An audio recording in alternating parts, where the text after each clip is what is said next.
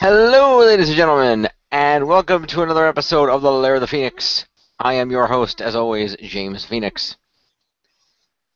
This is a Lair of the Phoenix Origins episode tonight. I haven't done one of these in a while, but we got a show that warranted it. Tonight on Lair of the Phoenix Origins, we'll be looking at the premiere of the new Supergirl television show on CBS. Joining me to discuss this pilot, we have from the Mole Hole, Chris the Mole, expert on all things comics and whatnot. And from me, there you go. I said it, Geeky Girl, or AKA Pew Pew from Pew Pew Productions. Since yes, Anastasia Lazerbeam is also here.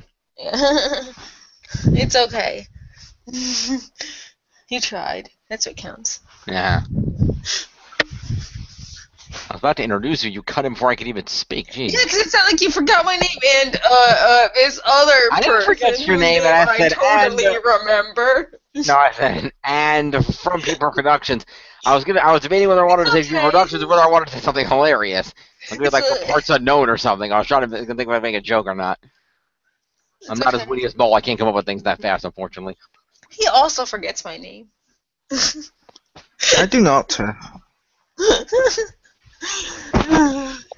Theory.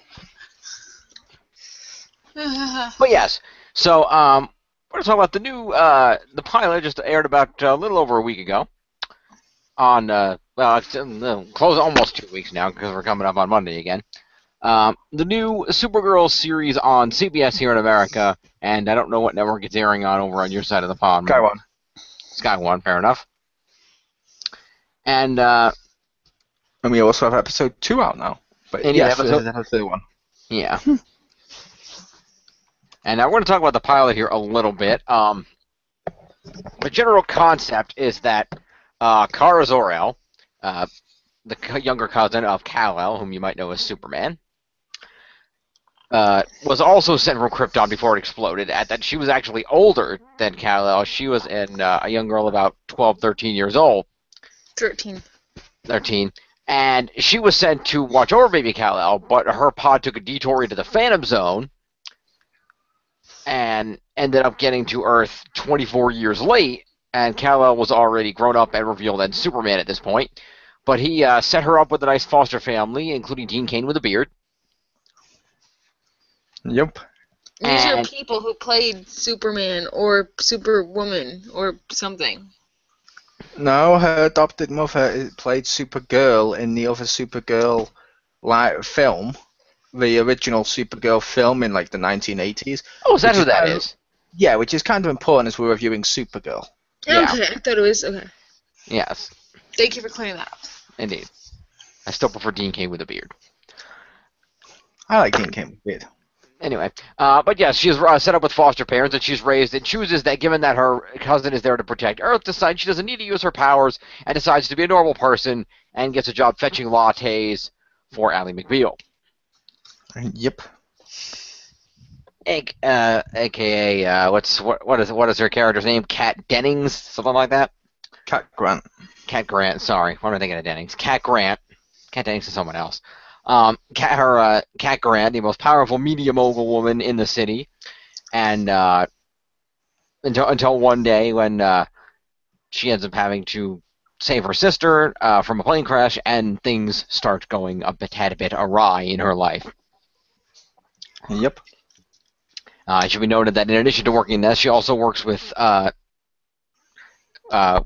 James Olsen, who has transferred in from Metropolis to help things out and be the not present voice of the big guy in blue, and also other love interest with a beard whose name I did not catch in the episode. Oh, he was not a love interest. I don't think he had a beard. We were talking about her coworker? Yeah, he had like a light scruff beard. The co-worker was like clean shaven with normal hair. He's like a pretty boy. Okay. Oh, I didn't think he was pretty or whatever. I thought he was an average dude. Fair enough. I thought he had some scruff, but anyway, yeah, and we see how her life gets turned upside down when she ends up revealing herself and her abilities, despite having hidden them these past 24 years. To be fair, revealing herself is something the actress is known for. For more information on that, see the iCloud hack. Thank you. Oh yeah, man. That's just a joke for people out there. Relax. Yeah, the actress had her nude photos and photos of her doing sexual stuff to herself on the Apple Cloud, and when it got hacked, they went all over the internet. Of course. Way back when. Yep. Hey, if you take naked pictures of yourself, eventually it's gonna be seen. That's what you get. And it still shouldn't have been hacked. It still shouldn't have, but you know what you're getting into when you take naked pictures of yourself and sell them somewhere. She wasn't selling them. Or give them whatever, publicize them, whatever. You give them No, to somebody. she was keeping them. She was taking them and keeping them on her thing, on her own personal cloud storage. From the Yeah, Apple, but still, like, stuff. if you take naked pictures of yourself and you use the internet to store them, like. Yeah, it's not the smartest thing, but you were making out like she was trying to sell them or give them away to people. No, I don't know the circumstances. Like, all I'm just saying is, once you take that naked picture of yourself and you upload it someplace, you're pretty much just signing it away. Bye. Fair enough. So yeah, I don't really have a format for this, so we'll just kind of talk about the things that we liked. Everything. Yeah, it was pretty good. I give credit. I like the. I did feel like in that watching this pilot, I did feel like they crammed a lot of stuff in, and it That's felt what I like. was saying. Like, it felt like all the things, being Yeah, thrown exactly. at me. Like okay, it's we're gonna. kind of Like a rush. I felt like she could have, we could have opened this up. She could have revealed her powers, saved an airplane, and then maybe ended it with, oh, her sister's in a secret MIB organization. Yeah, that would have been there, enough. and that would have been fine. And then it's like, oh, and this, and this, and this, and Superman says, and the cousin, and then your other sister's James cousin. Olsen and Superman is doing stuff, and Cat Grant wants to make money off of you, and Crazy Bald Dude with a battle axe. It was like so many things. Yeah, that's why I said. Mother. That's why, Jim.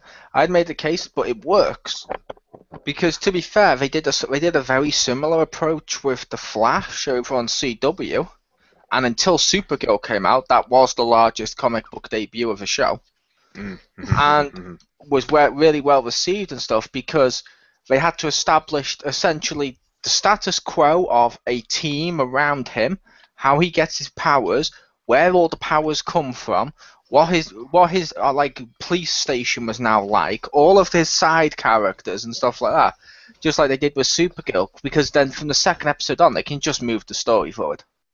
I just felt more overwhelmed here than I felt overwhelmed there, but that's just a personal opinion. You may not feel that way when you the viewer watches this, so just something to keep in mind.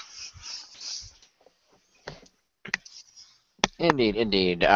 We find out a variety of things that Yep. And like I mentioned, I felt the opposite. I felt this was way more easier to follow than Flash.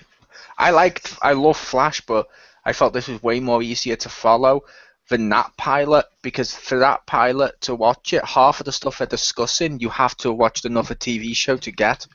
Oh, Arrow. That is true. But at the same time, I think it lessened the amount of whoosh that it needed because you already had to have this stuff from this other show, so it kind of drained a little bit of the amount of stuff that was thrown on you.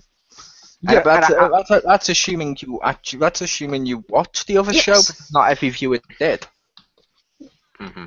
This could also that be is true. That is true. It has pluses and minuses. Yeah. Also, I make the point that of course Flash is harder to watch. He moves faster than Supergirl. He's so fast you can't see him. Haha.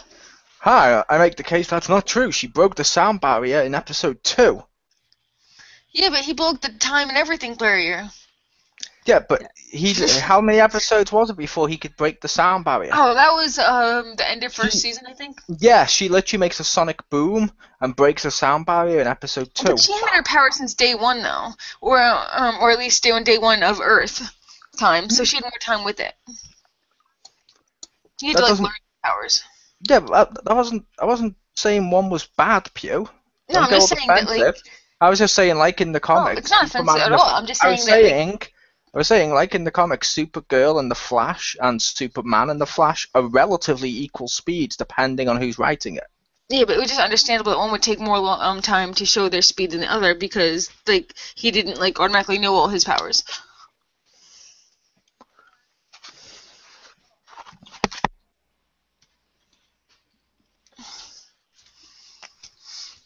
Fair enough.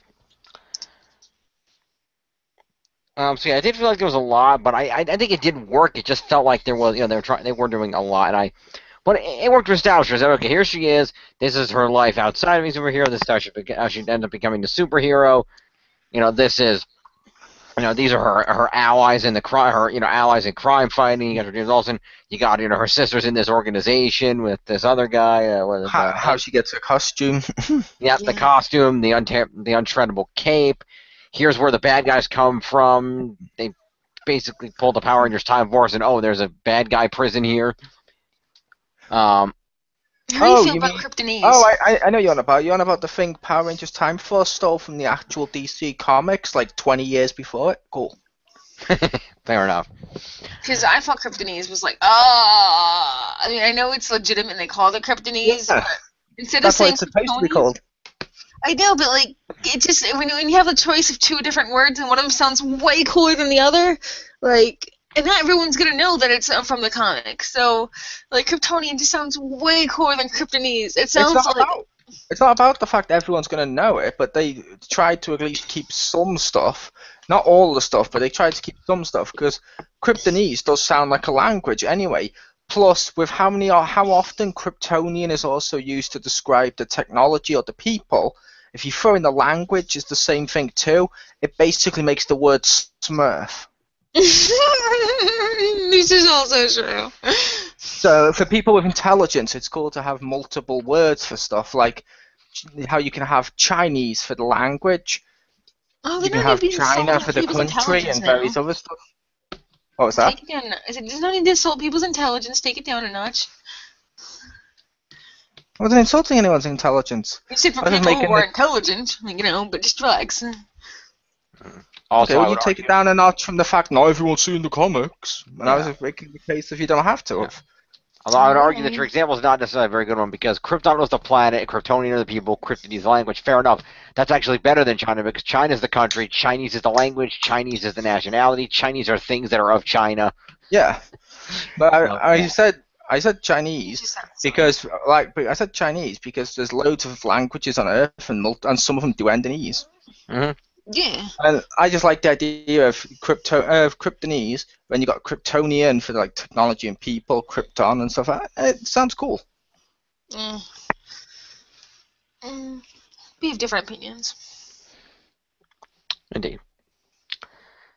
Yeah, I did like how they established why there's a bunch of superpowered villains on Earth for her to fight. Oh, this prison game, so there's a bunch of superpowered bad guys that have been hiding and now they're coming out. I like that idea where there could be bad guys anywhere and there's a reason why they're on Earth. It's not just, superpowered people are suddenly showing up on Earth. They established why that was a thing. Yeah, I also have to say that may be the best way of doing like meta-humans, as Flash calls it on that show.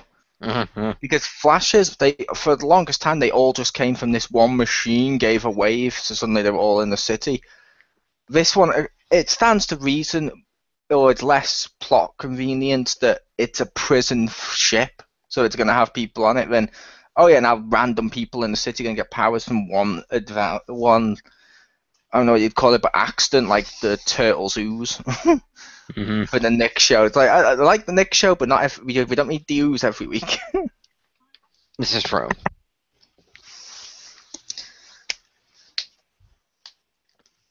But you know what? If you blow up an alien spaceship and it launches ooze canisters everywhere, what you gonna do? But anyway. But what's good about the fact they're doing a prison and they're doing aliens and stuff are in the prison, and they're clearly going to use Supergirl to expand this world into space and stuff. Hopefully in the future we get people like Lobo. And that will be interesting. Super evil auntie. Alright, but the other question is, would you rather have original big muscular Lobo or skinnier new Lobo that claimed he was the real Lobo and killed the old Lobo? I would go with either. Whichever one they can cast and get a good story from, I'm happy with. Fair enough. Having not known who Lobo is, I'm sure Lobo will be fine. He's an intergalactic bounty hunter. Okay. He's a duck. Well, so he and the Manhunter can be like buddies because they are both intergalactic alien hunting people. No, Lobo is a duck. I don't know. He could be a duck for all I know. I'm making a joke for anyone, for people out there who aren't familiar with it. When they did the Amalgamate universe, they did merge Lobo and Howard the Duck and make Lobo the Duck. They did. It was ridiculous. It was awesome. Fair enough. Anyway. Yeah, so I like how they established Frozen. I like how her arch. Spoilers, by the way, if anybody hasn't seen the episode. Not that we haven't spoiled half of it already. But I did like how her apparent arch nemesis, the general, is like her mother's twin sister. I thought that was kind of cool. Wait, they're twins now? I thought they were twins. They looked like were they not the same actress? I thought they looked like the same actress. They're twins. Oh, I don't know. Yeah. They're twins. They mention it like 4 times. I don't think I mentioned the word twin, did they? And in the second episode, they even mention how, haha, people always fall for us looking the same. But in the first one, they mention twins, and they mention how much they look alike. Another thing, like, are you sure she's not super pissed that she didn't get, like, baby to leave Earth too? Because if I was her and, like, my 2 sisters got to leave babies on Earth, I would feel a little left out there. No, one sister. She's the mother. She's the sister of Kal-El's mother, but she's related to Superman via their fathers. Oh, okay. That's why they're both. That's why they both had L in their name. Zor-El, Kal-El. But there's 1 of 3. There's like Superman's mom, Kara's mom, and then Evil Chick's mom. Right, but Evil Chick is not related to Superman's family. That was via marriage. Yeah, Superman is via marriage. Okay. Got it. Okay. Yeah. I it threw a lot, but it worked. I think my favorite part of the show was James Olsen. I thought that actor did a great job. Ironically, I did not like him. Fair enough. Only because, I will stress this enough for people listening, he is a horrible choice to play Jimmy Olsen. Fair enough. Jimmy is supposed to be nerdy. He's supposed to be inept. He's supposed to be a little bumbling and stuff. He's not supposed to be Prince Charming. And it has nothing to do with the guy's race, because some people are like, oh, if you don't like him, it's because you're racist. No, you could have cast, Donald Glover from Community, and he would have been perfect Jimmy, with how much he was like a nerd and bumbling and stuff in that show. That would have been perfect. However, this guy's way too suave to be Jimmy, and he's like, don't call me Jimmy, I'm James. And also, his whole Superman says this, Superman says that my friend. Like, shut the fuck up. Superman wants to talk, he can talk for himself. To represent the big guys, so they don't have to cast a dude as Superman. Yeah, but, like, he doesn't need an ambassador to himself. I mean, come on, this is going to get old really fast. By the way, Superman says this, even though we have, like, phones or whatever, and he could totally speak for himself without actually being there in a million different ways. So let's make him say it. To be fair, Jimmy Olsen is famous for having a comic called Superman Friend Jimmy Olsen. I got that, but, like, it's just super annoying that you talk through, like, another person. Like, it's just like, hey, remember Superman? Yeah, we're not going to show him, but this guy will say things that he said to you. Like, it's like, fuck off. Like, enough he said this, he said that. Like, seriously. I'm sure Superman can get a phone. Yeah, but, like I said, he just seems like the polar opposite of what Jimmy is. By being James, the suave, sophisticated photographer that's now meant to be good at his job and all this, like, you're the opposite of Jimmy. I want to see more Peter Parker, but less Prince Charming. Fair enough. Oh, so did that picture look like a painting? Because the picture that they had there, I thought it did not look like a photograph. It looked like a painting. I mean, it could have been a photograph, but the way it was shot and, like, angled... It was a photograph of a painting. Why would you take a photograph of a painting? Because it really looks like a painting. Like, it did not look like, unless he used some kind of stylized, like, lens or post-editing, it did not just look like a photo.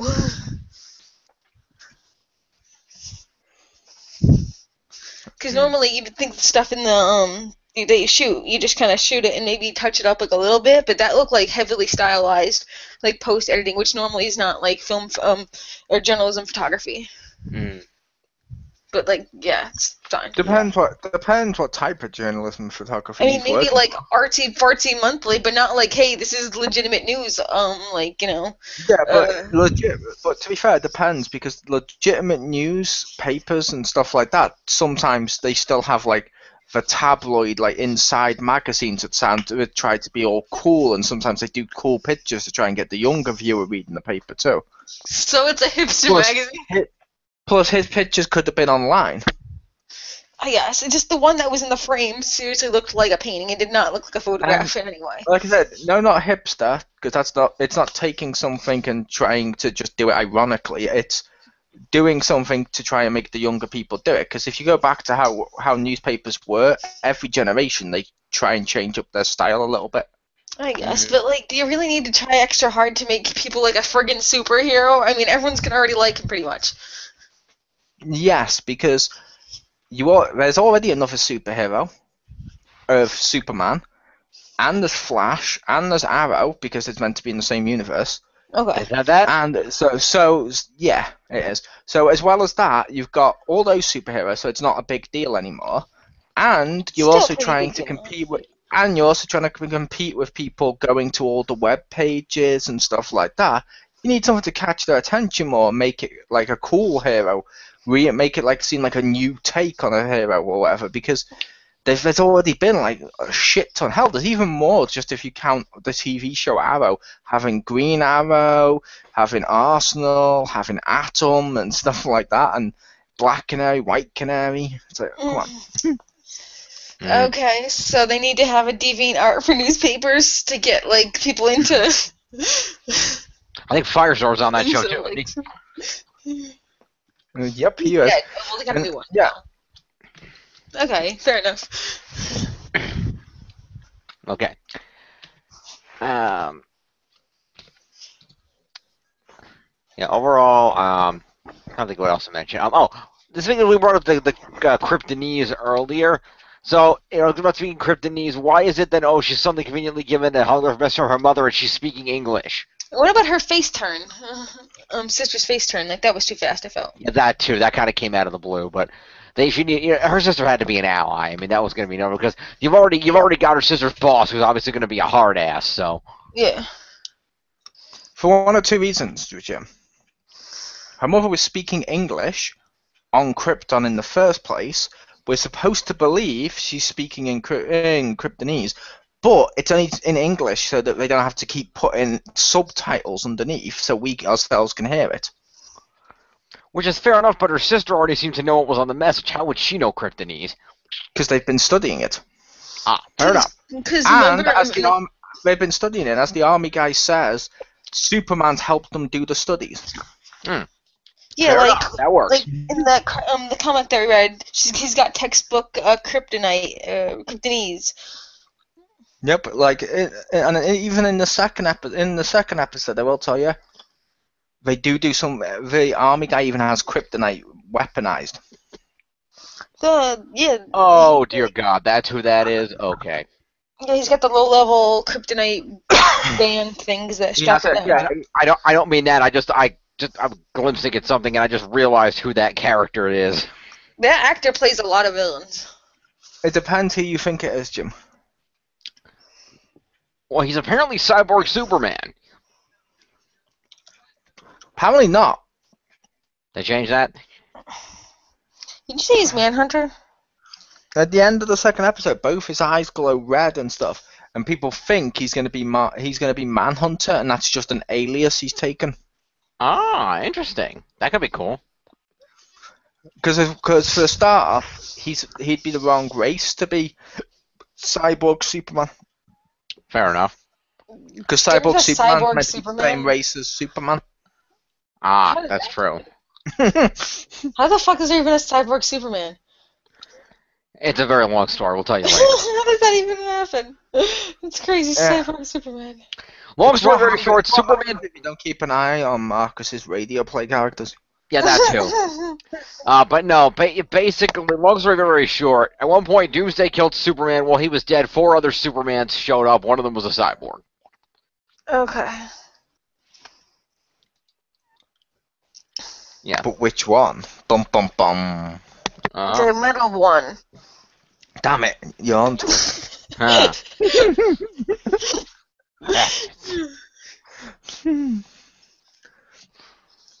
I will say, I love Cat Grant in this.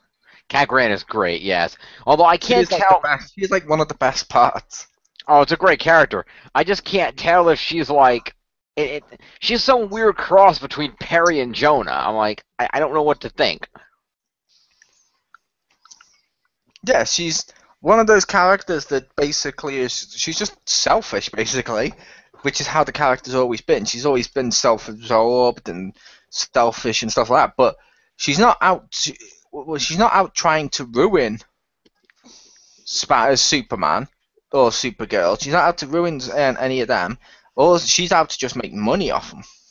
She's that guy from the Batman on Gordon's squad that everyone thought was bad, but then he wasn't.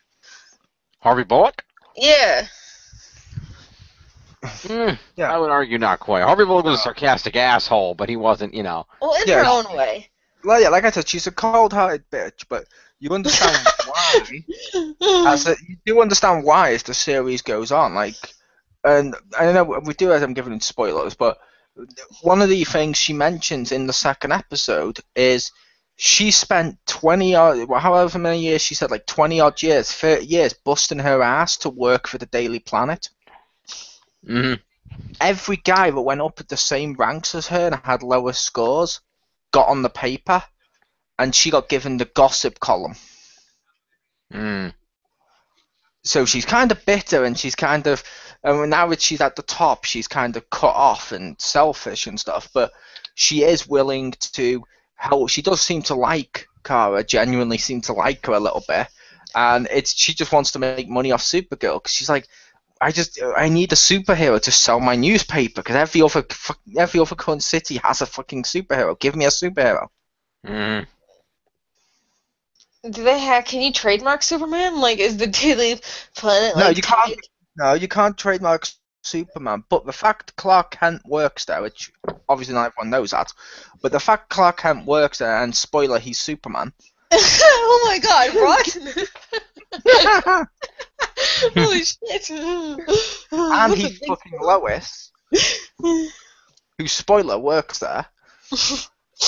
Pretty sure if there's any paper which Superman's going to give an exclusive interview to and make sure his photographers know exactly where he is, it's going to be the Planet. She wants that for theirs. And she wants it to be Supergirl. That's why the second episode ends with her getting an interview with Supergirl, and then it cuts off before the interview. Because she basically threatens Jimmy. He basically threatens James that, okay, you keep talking about your friend Superman, so either you get him to make his cousin or his sister or his girlfriend, whatever Supergirl is, give me an interview or I'm going to fire you. He's like, gee whiz, miss. He's not. He's like, I don't use my friends, and then goes to talk to her, and she's like, no, I'll do it. Clearly you do if your friend keeps telling you to send you messages when he doesn't pick up a fucking phone or write a message himself. No, you're missing it the other way around. He doesn't use his friends use him. There you go. Yeah. So payback's a bitch. Yeah, which I did love that bit when basically he phones Cap and goes, oh, hi, so about what you wanted about the Supergirl interview, and she's like, yeah, are you going to give it me or are you not going to give me? He's like, I'm going to give it you. Oh, by the way, it starts right now. And she's like, what? What do you mean it starts right now? He goes, oh, look out the window. She looks out the window, and her car's now flying. I'm like, that's kind of wonderful. Nice. Because, like he says, take us somewhere at night, fly upwards and stay in the air and obscure your face so she can't see your face, and then give her the interview. Because she doesn't really know who you are. She barely remembers. She won't know who you are much because you're just an assistant to her. She's not going to think that's you. Just talk to her. She's not going to think it's her anyway. She has glasses on when she's there.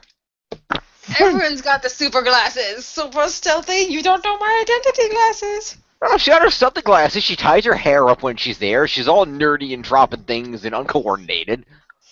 Yeah, which actually does work. Yeah. It doesn't work as well with the people closest to you, which is why everyone close to her knows her identity now.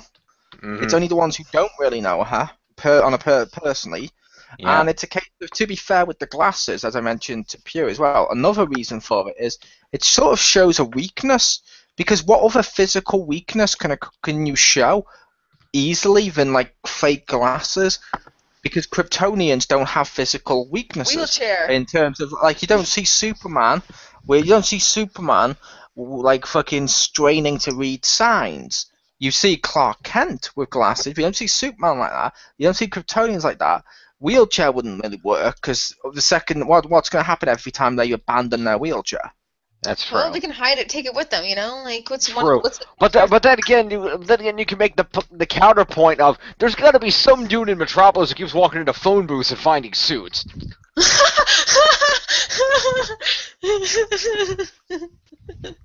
Not if you go by the comic analogy. Maybe it's connected to like the Batcave, but it's a super cave, and like they get dry cleaned. I meant the real explanation they've actually explained in the comics. Does he take the suit with him? They explained that in recent years. When he casts it off and he spins around really fast, he deliberately does it, because why does Flash wear that suit? It's because if he's moving too fast, regular materials will burn up. Essentially, Superman's just burning through his outfit and going off. Okay, fair enough. Oh, that's a waste!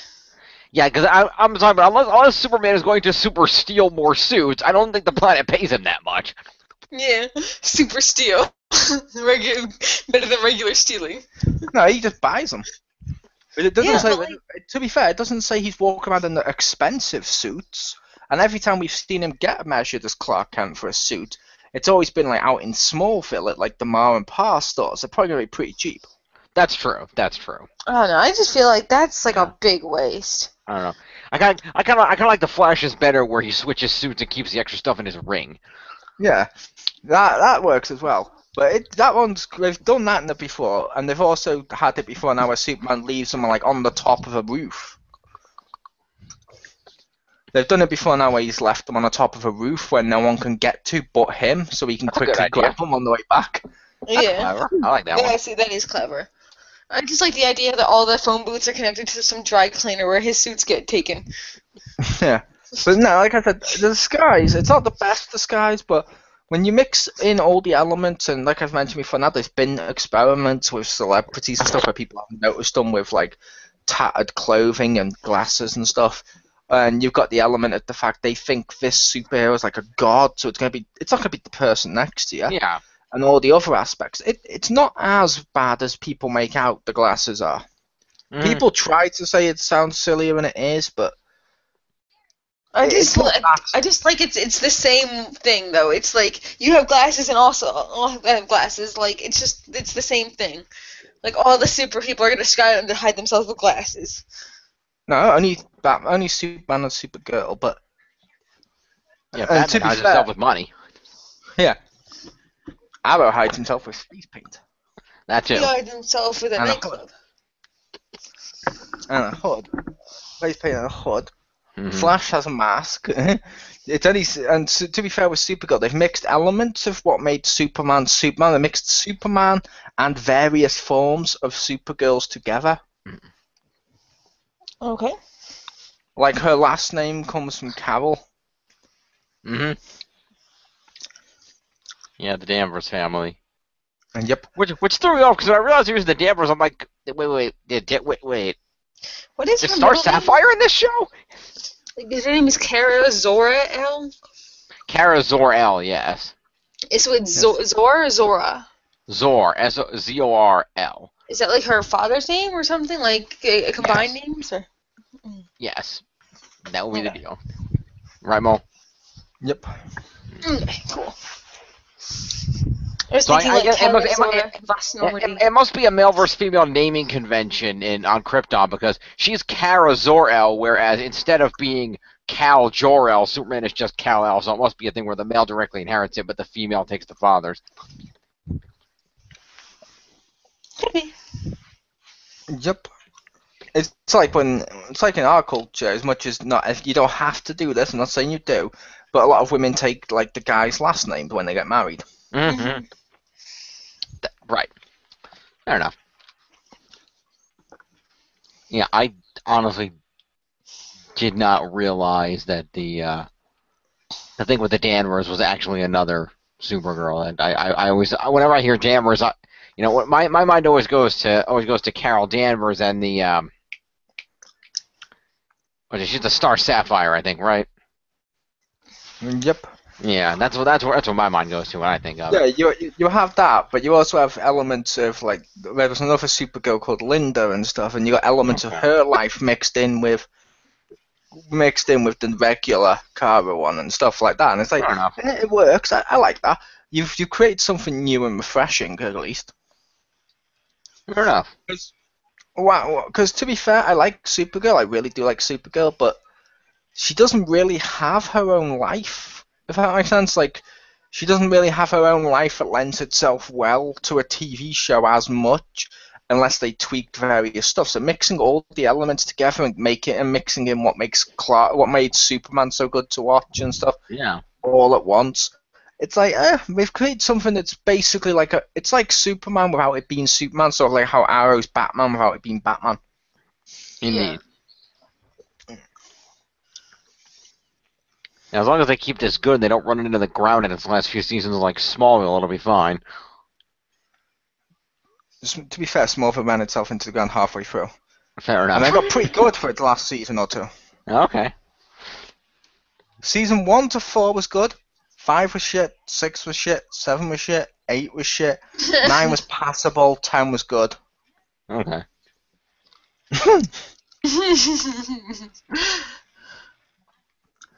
Your mileage may vary. Some people found 4 shit. Okay. Makes sense. Also, one of the things, I like how there's this secret organization there and think, okay, they're miners and Superman, but I'm sorry, you suddenly have kryptonite darts and kryptonite restraints. Are you working for Luthor? Where the hell did you get all this kryptonite? Batman or Luthor.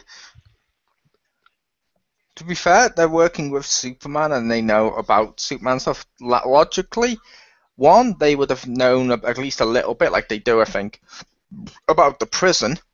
And B, with Zod and all the other people who always come to Earth, chances are they're gonna want to have something in place to stop people like Zod and all that, and stop this prison filled with Kryptonians, just in case Superman doesn't show up at the last second to save the day. That's true, and Superman would probably want them to have that in case he went haywire. So yeah, but I'm just saying, who would actually help them get it? Like Superman.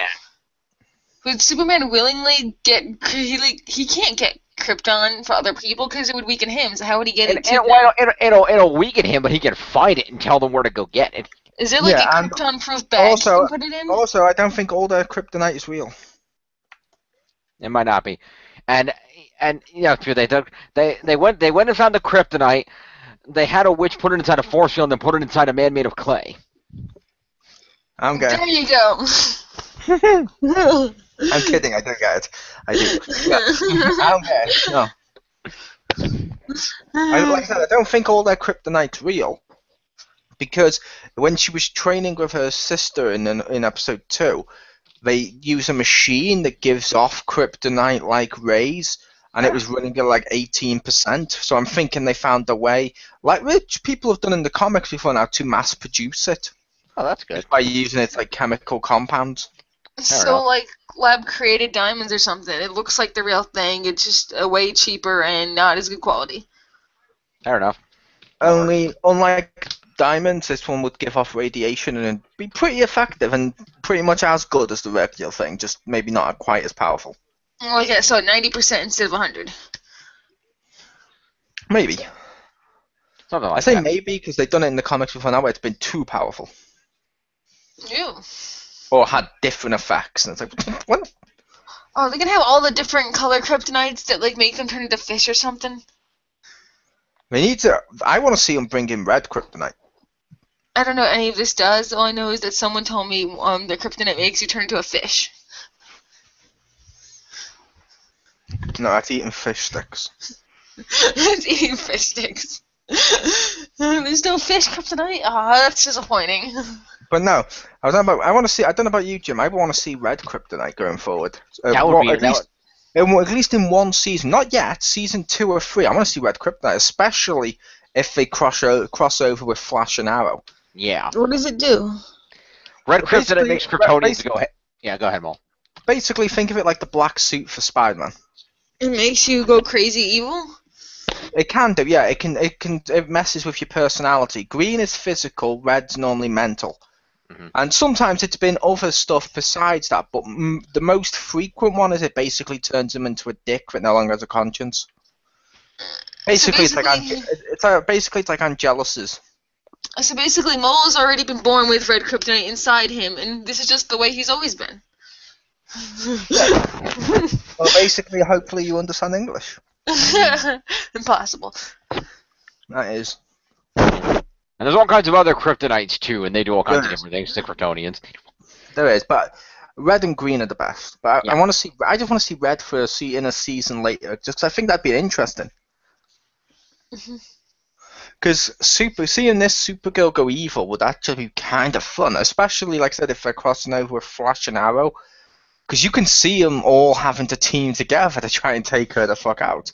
That would be interesting.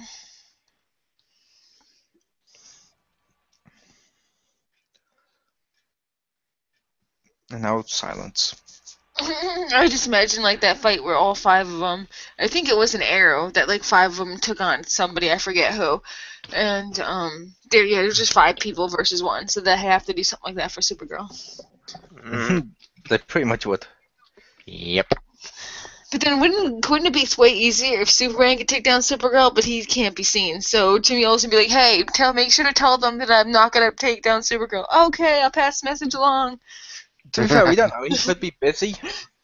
He could be busy, but it's just funny that like they would do something like that, and then he just goes and tells them. Yeah, he could be incredibly busy. For all we know, there's some freak in a bat suit trying to kill him. Yeah. It's like, that's something I've predicted, or not predicted, that's something I've said I want to see on this series. I want to see breaking news, and I want to see Kara react to the news. Superman killed. Doomsday's loose. Oh. That would instantly be a great villain for her, and we get more of the humanity stuff from her, of her mourning her cousin. True. And then we don't have to keep thinking, oh, Superman's going to come in at the last minute and save the day. That's true, too. But then everybody's wondering when is Doomsday going to show up to kick her ass. But then Jimmy would have no one to voice. That's why I said that's why I said Doomsday would be a great villain. Yeah. But what would Jimmy do then? He would have no one to like pass messages to or from. Really? I really hope you're being sarcastic. I mean, that's all he did so far. If you didn't notice in the first episode alone, he's been smiling at her and he's been like doing like little eye gestures. I know he's a love interest or whatever, but like it's weird. That's the point. He doesn't feel right. It's like it's just like her whoever it was. I think it was the other dude. Like I said, when you find the right one, it's just pow. Algorithms can't tell you that. I'm not digging it. Yeah, you may not be, but other people will be. But yeah, it's a case of clearly Jimmy is. Yeah, he's a love interest, as is her friend. No, I don't think her friend is totally like cockblocked. He might as well be just gay at this point because you're not getting that. Yep, she's probably gonna end up with Jimmy. Most likely. Yeah. He's making clothes for her or something, or he wasn't making them, but he was helping her design it. He's practically went to gay best friend.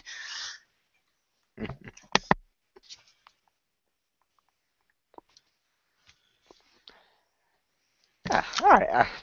So overall, what do we think of the pilot? If we want to give her some overall feelings here. It's all right. Okay. I'll say I loved it. I thought the effects were awesome. Mm-hmm. I loved all the characters except for James. Okay. Same thing as this with you, really, but. Thank you. No, I loved all the characters except James. I wish he'd been more nerdy. Even if it'd been the same actor and he just played him more nerdy, like show him vulnerable. Jimmy's not perfect. Jimmy's not like chiseled jaw and Mr. Handsome and Mr. Perfect. Jimmy's a nerd. And that's who that one should be. But if there's going to be a love interest for her, it's got to be somebody who's on debonair because if there's that true thing of girls are going for people who are like their father, she's going for somebody on the level of Dean Cain with a beard. Yeah. Also, the other complaint I had, which this one's really nitpicky, and I know Richter will if Richter ever listens to this, he will give me props for mentioning this. It's the thing I pointed out to him. Don't like her heat vision. Why was it not red? It's blue to make it different, so it flames. However, as I mentioned to him, that's basically Bizarro's ice vision. True, I thought it was white. It didn't look blue to me. Well, I think it was blue on the outside, but just to give like purity of the light, it just had white on the inside, and they have to make it some other color to not like to just show off like a shadow of it or something less intense. Yeah, it's meant to be like blue flames, so it's got like the white inside the blue, but it is blue, Jim. But it's like that's really weird to me. Cause I'm like, it's meant to be red, and doing it that way, it's like that's cold vision. Because the only reason I said Rick will give me props, I mentioned that to him, and I was like, yeah, it basically looks like Bizarro's ice vision. So, and Victor's like, wait, he has ice vision? I was like, yeah, and heat breath. He's like, oh my god, he should have that. How did I not figure this out? And I was like, yeah, I know, it's genius the fact they gave him that. I am Bizarro. Cold breath and heat vision. But like I said, though, that one's just a complete nitpick. So, but the James one, I don't mind. There's always one character you don't really like. Yeah. Or they haven't got right. But a lot of the effects they got right. I like Supergirl as a main character. I like her supporting cast as a whole. I like her boss. And I'm really interested to see where this goes. Like I said, I don't like it as much as Arrow. But to be fair, I've been with Arrow for 3 years now. But I like it more than I did Flash. I'm happy for you and Arrow. Hope you have a nice anniversary.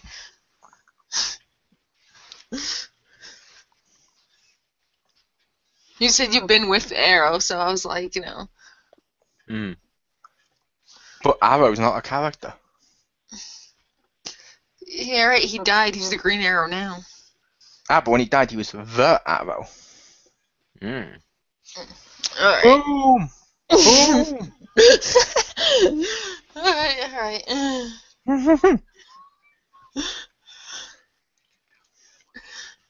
I'll go next. I liked it. It's interesting. Seemed like a lot of shit being thrown in my face at once. But now that she's established, I imagine the pacing will be more irregular. Yeah, I didn't like friggin' Kryptonese, but like, fair enough. It's legitimate. It's whatever. It's just my own personal like nitpick. It doesn't even fucking matter. Like the blue ice, or blue heat vision or whatever. It's whatever. Who cares? Acting super awesome. Alan McBeal, Kara. I'm sorry. I keep calling him gay best friend, but he's not gay because he wants her. But like, he's never gonna get her. So not gay best friend. Jimmy Olsen was kind of weird. I don't like his James either. But get the fuck out. Like, We don't know. He could end up being the guy that she ends up realizing was there for the whole time she gets with. No, he's totally cockblocked. I mean, like, I just don't see that happening ever. Sister, I think, super mega bitch. I was like, oh, wow, you're a bitch. Like, I didn't even get a chance to like you. Now I hate you. Like, wow. Like, yeah. Like, I was like, yeah, you're a bitch. Like, I'm sorry. Like, you start off with negative points. You have to work your way up now. But, like, I guess that's her whole character. I don't know. But she's really good acting. Don't get me wrong on that. So yeah, it's really good acting from everywhere around. She's a bitch in a fun way. Yeah, sure. But yeah, it's really fun, and I look forward to seeing episode 2 and seeing right where it goes. It's like 2 thumbs up by me. Out of how many? I only have 2, so 2 out of 2 thumbs. Goro Pew gives it all the thumbs. Yeah. There you go. Nice. Yeah, overall I agree. I really enjoyed the pilot. I thought it was a great setup. While I did feel like they put a lot in there, it flowed well, and I was able to take it all in, and I was able to follow it despite how much was there, and I thought they really did a good job. Setting that all up, getting it established, now they can go right into adventures, one boom, boom, boom, boom, right after the other. Fun fact for you, Jim. Yep. Oh. Just because you like facts. Like I mentioned before, this is officially the highest viewed superhero opening ever. Wow. For a TV show. Boom. And also, according to, I believe it was Variety, the pilot episode cost $14 million alone. Wow. Yeah, it's weird. Next week she's against Cup on String.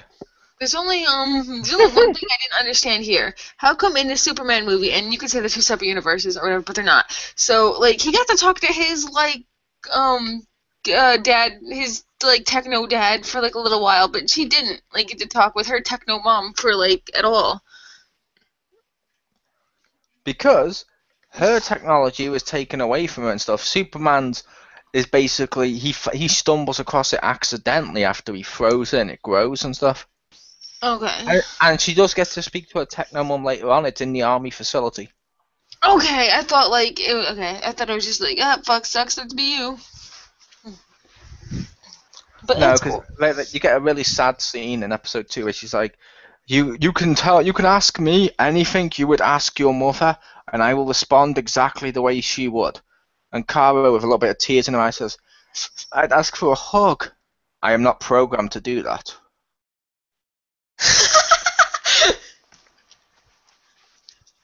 That's amazingly cruel. It's amazingly cruel.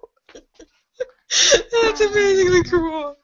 And then she goes, oh, okay, then can you tell me about my aunt? He's like, yeah, sure.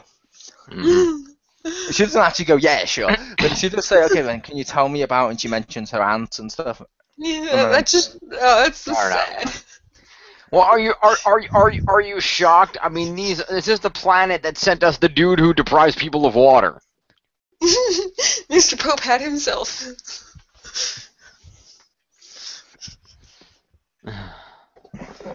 Superdickery.com. Anyway. Yeah, so overall, great series. I definitely say, watch it. It's a great pilot. I go as far as a 9 out of 10. There's a lot in it, but 9 out of 10, definitely a great pilot. Go check it out. It's awesome. It's available on your on-demand. You can go check it out on CBS.com. Episode 2 is also out. You can watch that. And stay tuned, because I think this series is going to go places. You may have difficulty finding it without commentary or straight to episode 2, but if you just type in CBS.com Supergirl episode 1, it instantly comes up on the CBS website. Excellent. And for those of you in the UK, just press TV Guide on your side, go to Top Picks, Autumn TV, Supergirl. Oh, boom! Episode 1 and episode 2 are there on demand for you to download and watch on your box for your convenience. Beautiful. Nice. You hear that, American cable companies? Get with the program. Anyway. So, yeah. Thank you two for joining me for this Origins look at Supergirl.